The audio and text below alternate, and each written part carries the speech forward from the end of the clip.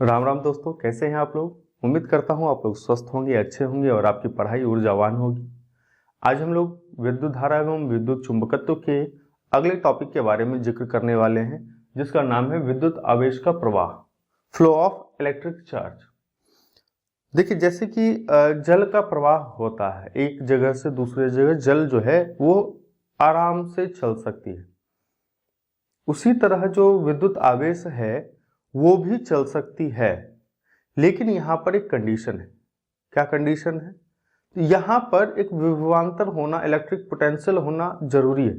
जैसे पानी में भी प्रवाह के लिए जो है स्लोप की आवश्यकता, स्लोप मतलब इंक्लाइंड सरफेस की आवश्यकता होती है। अगर तिरछी सतह है तो पानी का प्रवाह सुगमता से होगी, है ना।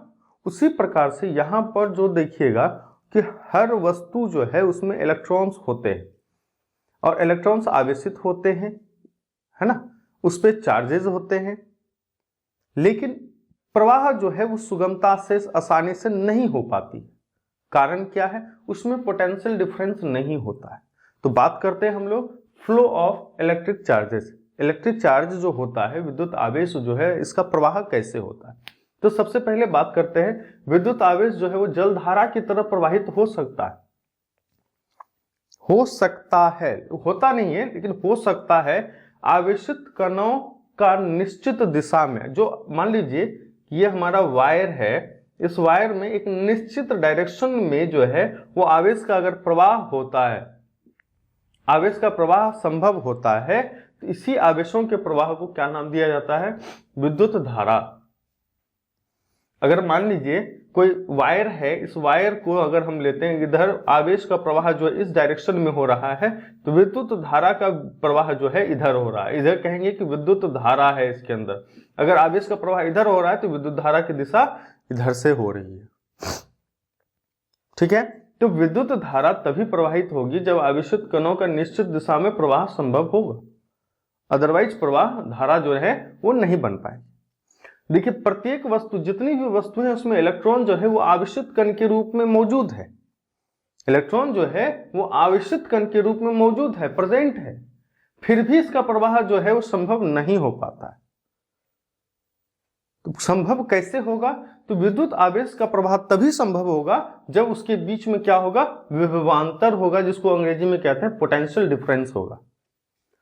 हमने क्या बताया कि तभी यहां से यहां तक जल का प्रवाह होगा जब यहां से यहां तक कोई स्लोप होगा।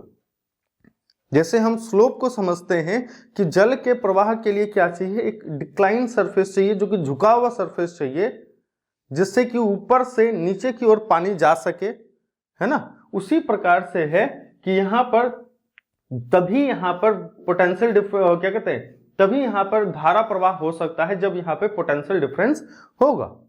जैसे कि मान लीजिए अगर हम पानी को मोटर से खींच के कहां पहुंचा देते हैं? टंकी में, और नल खोलते हैं, बिना किसी मैकेनिज्म के पानी जो है वो नल के अंदर आता है और बाहर की ओर निकलता है। कारण क्या है?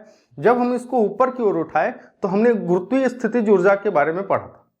गुरुत्वीय स्थितिज ऊर्जा के कारण जो है उसमें वहां पर स्थितिज ऊर्जा जनरेट हो गया, और जब हम उसको छोड़े तो वो अपनी स्थिति को बदल के गतिज ऊर्जा के साथ जो है वो नीचे की ओर आया। उसी प्रकार से जो है यहां पर पोटेंशियल डिफरेंस की आवश्यकता होती है। क्या करने के लिए? तो विद्युत धारा जो है इसका प्रवाह संभव हो पाए, इसके लिए क्या चाहिए? पोटेंशियल डिफरेंस चाहिए। आगे चल के हम लोग पोटेंशियल डिफरेंस के बारे में विस्तार से जानेंगे। बस इतना समझिए पोटेंशियल डिफरेंस क्या हो गया कि दोनों में क्षमता जो है, पोटेंशियल जो है वो अंतर होना चाहिए। ऐसा नहीं कि जैसे कि मान लीजिए कि अगर ये एक धातु है, ये एक धातु है, दोनों का टेम्परेचर 20 डिग्री सेंटीग्रेड है, तो कभी भी इधर से इधर प्रवाह नहीं होगा। लेकिन अगर यहां पर टेम्परेचर डिफरेंस हो जाए 20 डिग्री और यहां पे 10 डिग्री हो जाए, इससे यहां पर ट्रांसफर होना शुरू हो जाएगा। यही तो है पोटेंशियल डिफरेंस। लेकिन यहां पर आवेशों का अंतर होना चाहिए, तभी यहां पे क्या कहते हैं, धारा का प्रवाह होगा। अब ये भी देखना होगा किसमें होगा। कोई तो ऐसा वस्तु होगा जिसमें कि धारा का प्रवाह हो सके सुगमता से, या कौन है जो धारा का प्रवाह रोकता है। इसके लिए जो है क्या कहता है, किसी पदार्थ से आवेश का प्रवाह जो है उसके विशेष भौतिक गुण, फिजिकल प्रॉपर्टीज पर निर्भर करता है। उसकी जो फिजिकल प्रॉपर्टीज है, उस फिजिकल प्रॉपर्टीज पर क्या निर्भर करता है, किसी पदार्थ में आवेश का प्रवाह होगा या नहीं होगा। इसी आधार पर जो है आवेश के प्रवाह के आधार पर पदार्थों को जो है वो 4 वर्गों में बांटा जाता है। कितने वर्गों में बांटा गया है? आवेश के प्रवाह के आधार पर वस्तु को या फिर पदार्थों को 4 वर्ग में बांटा गया है। पहला को कहते हैं चालक, दूसरा अर्धचालक, तीसरा अचालक, चौथा आपका सुपर कंडक्टर जिसको की कहते हैं अतिचालक। तो सबसे पहले समझते हैं जो हमारा कंडक्टर है चालक है। चालक क्या होता है? चालक वैसे पदार्थ को कहते हैं जिसके अंदर इलेक्ट्रॉन्स जो है, जो आवेश हैं, आवेश का प्रवाह सुगमता से बिना किसी अवरोध के अच्छे से आसानी से हो जाता है। वैसे पदार्थ को हम लोग क्या कहते हैं? चालक कहते हैं। चालक का डेफिनेशन क्या होगा? हम कह सकते हैं वैसे पदार्थ जिनसे आवेशों का प्रवाह सुगमता से हो सके उन्हीं पदार्थों को हम चालक कहते हैं। जैसे जो लगभग जो जितनी भी धातुएं हैं, जो जितने भी मेटल्स हैं, वो सारे के सारे क्या हैं? आपके कंडक्टर हैं। इसी को अंग्रेजी में कंडक्टर, हिंदी में चालक कहते हैं। और लवणों के जलीय विलयन, अगर मान लीजिए जल है, जल में लवण है, नमक है, उसका जो विलयन होगा, सॉल्यूशन होगा, वो भी क्या करता है? इलेक्ट्रिक चालक होता है। इलेक्ट्रिक चार्ज को, इलेक्ट्रिक करंट को फ्लो कर सकता है। याद होगा 3 इडियट वाला कहानी, 3 इडियट में जो हुआ था, है ना, ज्यादा नहीं कहूंगा, सीनियर के साथ जो हुआ था, वो रेंचो ने जो किया था, वही चीज यहां पर यूज हो रहा है ना। अब कहता है कि जो चांदी है, जो सिल्वर है, वो सबसे बेहतरीन विद्युत धारा का चालक होता है। तो ये पूछा जाता है कि विद्युत धारा का सबसे अच्छा चालक क्या होता है, तो आप लोग याद रखेंगे कि चांदी जो है विद्युत धारा का सबसे बढ़िया चालक होता है। अब अगर हम बात करें तो हमारे पास आता है अचालक, जिसको कि हम लोग नन कंडक्टर या इंसुलेटर भी कहते हैं। कंफ्यूज नहीं करना है, कंडक्टर चालक, नन कंडक्टर अचालक, या फिर इसी को इंसुलेटर भी कहा जाता है। क्या होता है इंसुलेटर? वैसे पदार्थ जिनसे विद्युत धारा का प्रवाह जो है बिल्कुल संभव नहीं हो पाता है, वैसे पदार्थ को हम लोग अचालक या हम लोग क्या कहते हैं? इंसुलेटर या नन कंडक्टर कहते हैं। ध्यान में रखेंगे, अचालक क्या हो गया? वैसे पदार्थ जिससे विद्युत धारा के प्रवाह जो है वो संभव नहीं हो पाता है, वैसे पदार्थ को हम लोग अचालक, इंसुलेटर या नन कंडक्टर कहते हैं। जैसे मान लेते हैं लकड़ी जो होता है, रबर, कागज, अभ्रक, शुद्ध आसुत जल। यहां पर शुद्ध आसुत जल का मतलब हो गया pure distilled water. Pure distilled water, जो प्योर वाटर होता है वो विद्युत धारा का कुचालक होता है। ध्यान में रखना, क्वेश्चन पूछा जाता है, कई बार पूछा गया है कि शुद्ध जल जो है विद्युत धारा का कुचालक है या सुचालक है, तो हम वहां पर रखेंगे कुचालक है।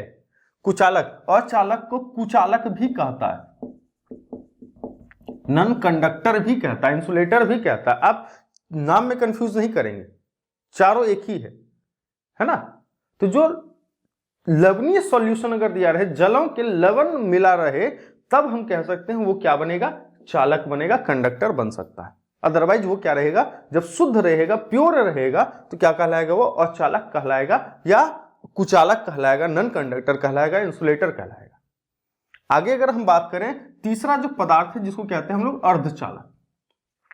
वैसा पदार्थ अभी तक हमने देखा जिससे सुगमता से हो सके और जिससे बिल्कुल ना हो।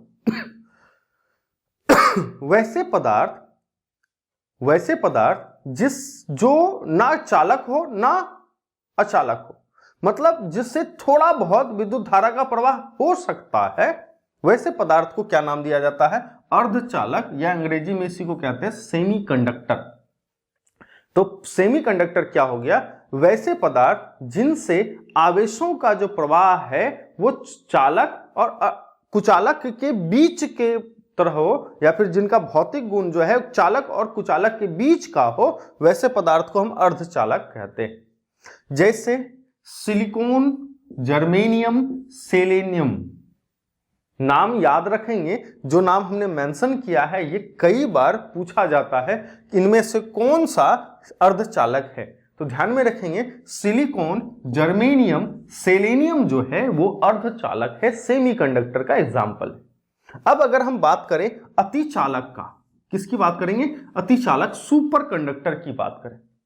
देखिए यहां पर एक टर्म यूज होता है प्रतिरोध, रेजिस्टेंस।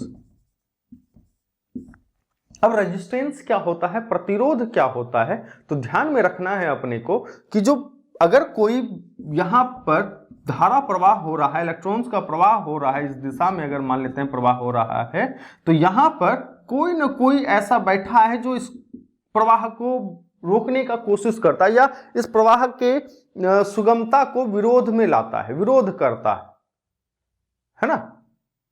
हर पदार्थ जो है वो कुछ ना कुछ तो विरोध कर रहा होता है, उसमें कुछ ना कुछ रेजिस्टेंट तो होता है। लेकिन ऐसे पदार्थ जिसमें जीरो रेजिस्टेंस हो, क्या हो, जीरो प्रतिरोध, उसमें किसी प्रकार का कोई प्रतिरोध नहीं होता है, धारा प्रवाह के लिए उसमें किसी प्रकार का कोई प्रतिरोध नहीं होगा, ऐसे पदार्थ जो हैं क्या कहलाएंगे, अतिचालक कहलाएंगे। जैसे aluminium, magnesium diboride, niobium, copper oxide, yttrium barium, iron pnictides. ठीक है, नाम याद रखेंगे, aluminium, magnesium diboride, niobium, copper oxide, yttrium barium, iron pnictides. Clear है। तो ये चारों के चारों क्या है हमारे, ये चारों हमारे चालक या पदार्थ के भौतिक गुण के आधार पर पदार्थों का वर्गीकरण है, जिससे कि पदार्थ में विद्युत धारा का प्रवाह जो है वो सुगमता से हो रहा है या नहीं हो रहा है, इस पर डिपेंड करता है। और विद्युत आवेश का प्रवाह जो है वही क्या कहलाता है, विद्युत धारा। किसी पदार्थ में आवेशों का जो प्रवाह होता है उसी को हम लोग क्या कहते हैं, विद्युत धारा कहते हैं। आगे चल के हम लोग विद्युत धारा और पोटेंशियल डिफरेंस के बारे में विस्तार से जानेंगे। तब तक इस वीडियो से उम्मीद करता हूं आपको लाभ मिले। तब तक जय हिंद, जय भारत, राम राम।